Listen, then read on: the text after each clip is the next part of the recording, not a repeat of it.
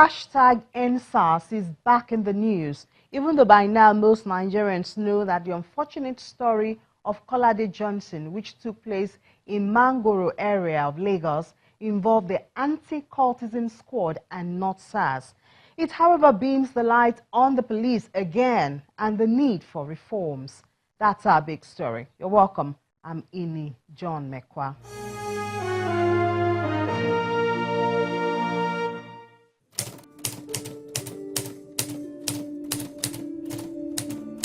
Astinomicide, a new word which has been coined by Social Advocacy Intervention Foundation in Nigeria, and it means when a homicide is committed by a person representing the government, especially against the innocent. This word was unfortunately not created for a good reason. It follows a series of incidents in the country which has led to the loss of youths, especially young men, through what has been called police extrajudicial killing, either alleged or eventually proven.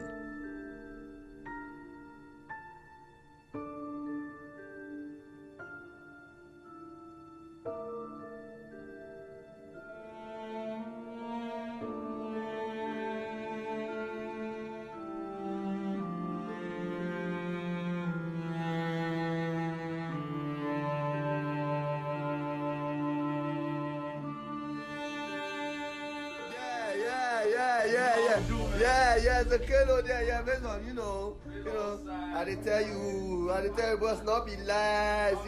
See, not be lie, oh, this one, hey, God, in the boss screen guard, yeah. The latest in recent times involve 36-year-old Kolade Johnson on a dark Sunday, the last day of March 2019, which was the last day of living for this young man, who graduated from the University of Benin 6 years ago after studying economics. Afterwards, he went to South Africa, where he fell in love with music production and stayed on it for 4 years, then returned to Nigeria 2 years ago to pursue his passion in music.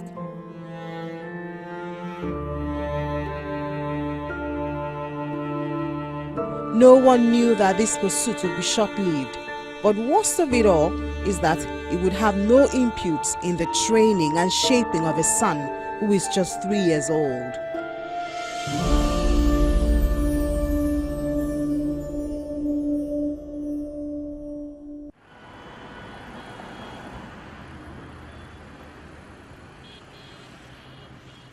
These thoughts have thrown the home of Kolade Johnson into mourning.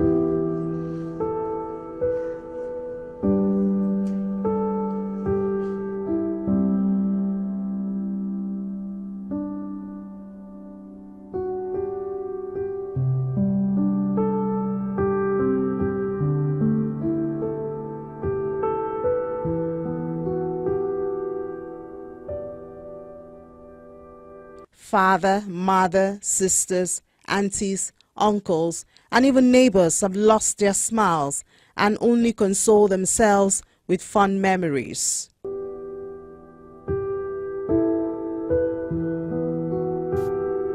His support is always cheering me on, and he was my confidant, so I miss that much about him. And the video you saw of him cooking was on my birthday, February 1st. Yeah, I was in school, so he was happy about me turning 21, so decided to cook for his friends. That's why the video came up, and he sent it to me. So he called me later that day in the evening, and I spoke with all his friends, and all his friends know me because he's always proud of me. Last time we spoke on WhatsApp, which was last week, he was still making saying that I'm still waiting for your first class. I still can't wait for it. And I was like, don't worry, We'll all do everything. In fact, we'll wear clothes safe on my graduation day. So shocking for me at the end of the month, even to deliver the message to my mother on the first day of the new month. It's a shock. Because that same morning of the new month, where we came back from mortuary around 3 in the morning, before 6 a.m. in the morning on the 1st, my mom already sent WhatsApp message to every one of us, sharing us with a happy new month message. The message of caller came in as well, and the phone was with us. He couldn't read it. The mom never even believed that the guy is gone. Still sending message to him until we opened his phone. And found out that message was all through every one of us. The unfortunate incident happened at the beginning of a street in Onipetesi, where Kolade has strolled to watch a football match. We were watching a very important match between Liverpool and Tottenham, right there at Kistinjo, when we had the screaming of a lady, help, help. So we ran outside and we saw a guy that we know. His name is Ismail. He works with a popular producer called Unlimited LA. Folorunsho Ismail says he was on his way to Ikeja area. He had gone into the leisure spot earlier to say hello to his friends who were watching the match before heading out to board a bus. So I just saw one yellow bus, normal all those downfall buses, just park. So I discovered that they are all boys inside the bus.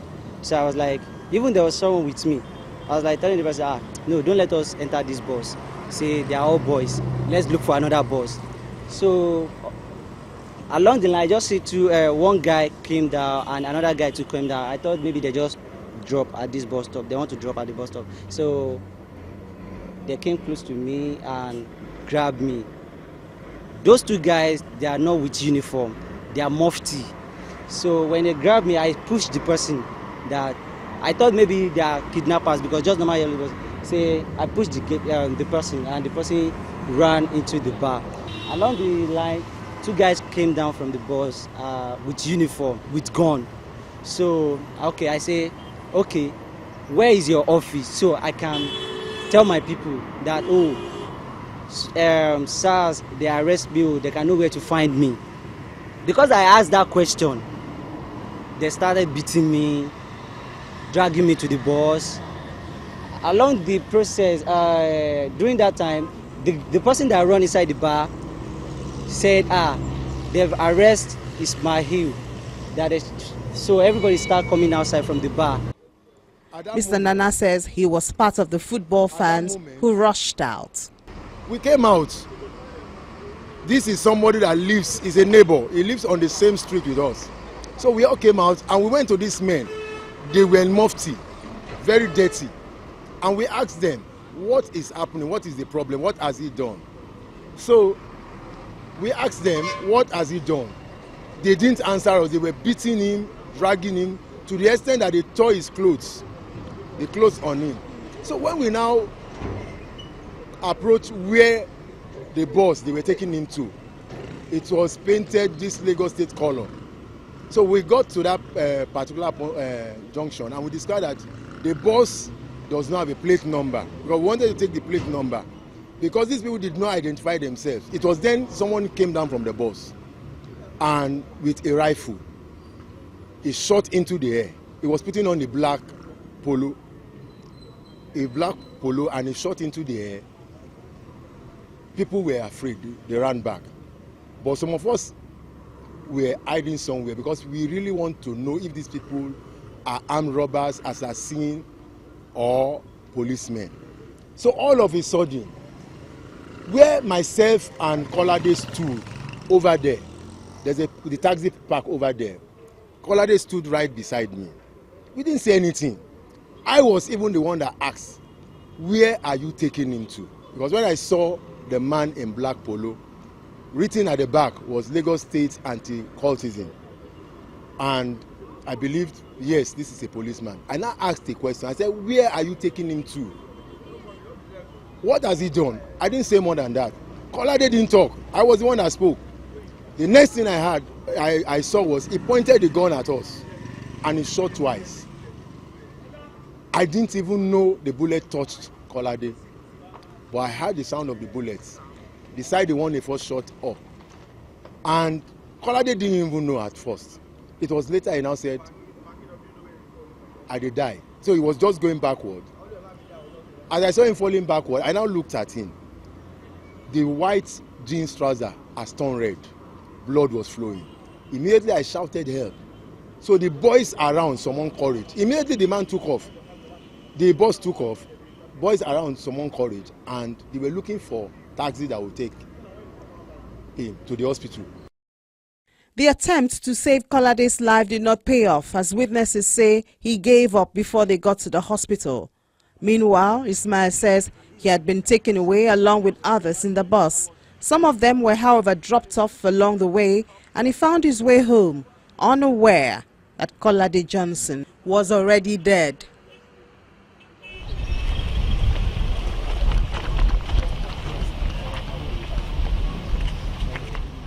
The Commissioner of Police in Lagos, Zubairu Muazu, has visited the family to commiserate with them, and the father has laid down his requests. We simply want brutality.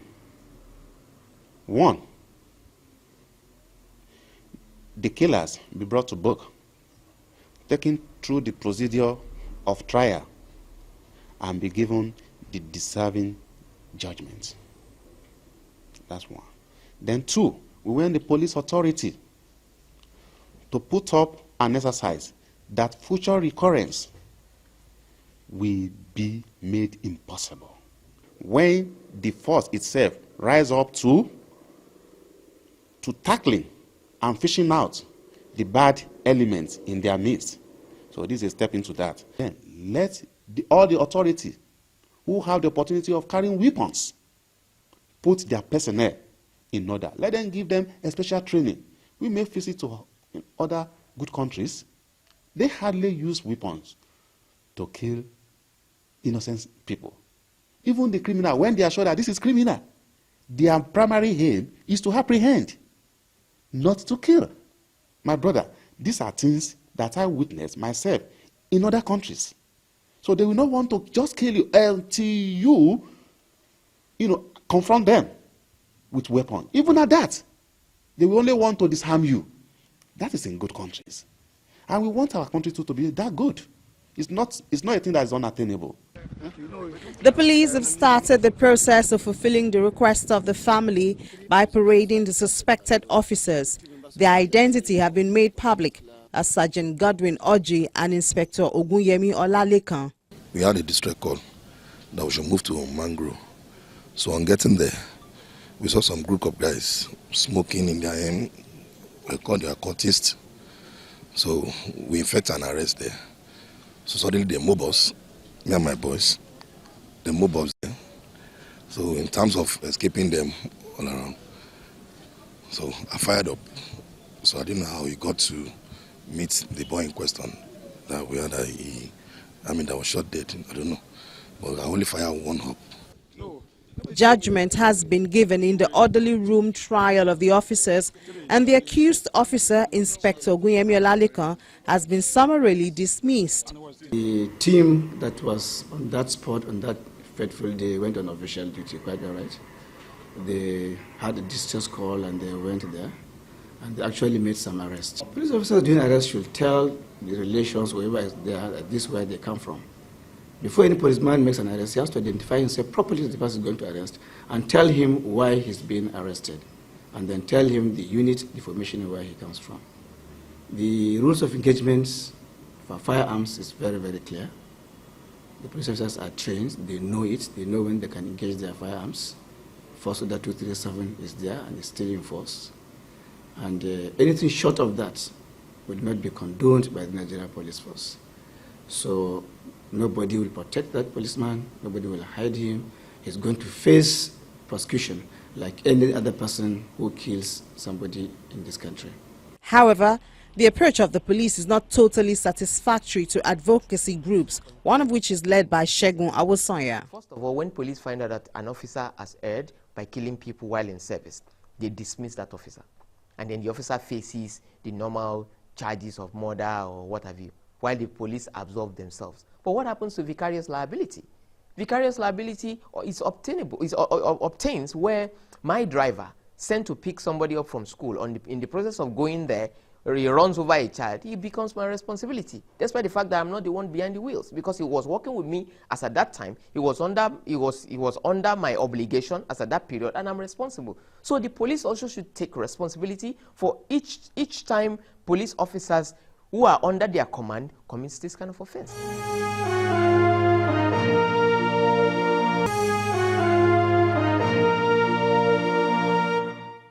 This is not the first time the issue of reforming the police is taking center stage in Nigeria. The first was at the instance of activities of officers of the Special Anti-Robbery Squad, SARS, which led to the loss of lives through extrajudicial killings. Eventually, the Vice President, Professor Yemi Oshibajo, directed the then Inspector General of Police, Ibrahim Idris, to overhaul the management and activities of SARS. This was, however, reversed at the assumption of office of the current IGP, Mohammed Adamu. We have to hold people to account. However much we respect them, and however much we regard them, holding people to account or criticizing them objectively is not hatred. And we must say that this is on the IG. Because when he came in, under normal circumstances, when you're taking office, especially public office, you need to review, do a lot of reviews. Look at what has been done in the past, look at what you are bringing to the table, look at the future of the institution you are inheriting, and then talk to stakeholders. That's exactly how you know what to do. But coming in like it's a military interregnum to cancel things that have been done and then returning things to status quo, it is going to cause chaos. And we warned. You remember, the moment this order came, we were the first to say this is a step backwards, you know, and it's going to have consequences. And that's exactly what is happening now. So they should take responsibility for that. When deaths like the one that occurred in Lagos occurs, police officers grieve twice. We grieve double. Because first and foremost, we are part of the society that have lost a responsible member of the community. We are part of that community that have lost one of its members. And then secondly, we're also part of that very critical constituency that is coming under public scrutiny because the action or inaction of one of his own has led to the loss of life. So I think, again, the challenge here is just for us to keep talking. But the problem with policing is that, unlike some other spheres of human endeavor, you need to strike a healthy balance between what you are doing and what you are communicating, because there are a whole lot of things you do as a police force that you can't just tell the public about.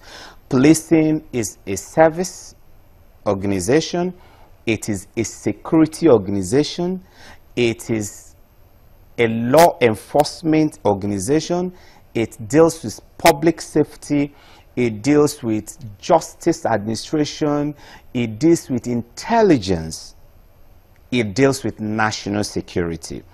So you find that because the police force or the Nigerian police force is structured in that way to deal with all those issues, sometimes naturally you hold back some aspect of the things you're doing because you need to keep them out of public glare until the appropriate time so that you actually don't jeopardize what you are trying to do. Some questions have been drawn from the narration of various eyewitnesses and survivors of incidents involving alleged misconduct of the various units of the police, chief of which is what should be the mode of operation of these officers. If you are a police officer, it doesn't matter whether you are in the anti-cultism unit or you're in any other special operation. The fact remains that if you are a police officer and you run into a scenario, it is not all scenario that you even have the time to begin to do the kind of beautiful introductions that are expected of police officers. If you run into an active shooting incident, you run into an ongoing crime situation, if you run into a situation where you need to act fast so that you can protect life or prevent irreparable damage being done to property or to human being, you need to act instantly. The highest you can do is to scream as you are initiating your actions that you are a police officer. Of course, the requirement and on you becomes stronger if you are operating outside the uniform, when you are operating in plain clothes. But if you're in uniform, the uniform itself becomes a source of identification for you. If you are using a conventional police patrol vehicle, it also becomes a source of identification for you. Mr. Awosanya, however, believes that the force could operate better once the Police Reform Act bill is passed and implemented. The Police Act, as the geriatric one, the old one that we had before, did not leave the police open, for collaboration. In other words, it's difficult for you to fund the police as an entity. You want to help them to do this, you want it to come in as a bribe because there's no provision for that. So the new law allows for collaboration. The new law also, you remember when the Police Act was promulgated in the 40s, there was no Human Rights Proclamation then, as at that time. Human Rights Proclamation came much after. So there was no regard for human rights or humanities within the structures of the law that created the police itself. So based on that, we are now looking at a new bill that incorporates democracy, humanity, and human rights responsibility into the law. We're actually galvanizing public support and public opinion to help push for the passage of the police reform bill currently before the National Assembly. So, which means clearly we're in support of the passage of the bill. We are having constructive engagement with the civil society organizations. We are having constructive engagement with the National Assembly. And we believe very strongly that the passage of the bill will actually help in taking off a lot of bottlenecks that are holding us down from moving forward. We believe that the passage of the bill will also help even in strengthening our capacity to be funded from multiple sources rather than depending exclusively on the annual budget. We believe that the passage of the bill, for example, could take care of issues relating with the security of tenure of the Inspector General of Police. We believe that there are so many things that the bill will take care of, and so we are fully in support of the passage of the police reform bill. Channels Television commiserates with the family of Kolade Johnson and indeed others who have lost their loved ones through extrajudicial killings. The security agencies admit that reforms are essential in the force and between them and the public. That's our story. Thank you for watching. I'm Ini John Mekwa.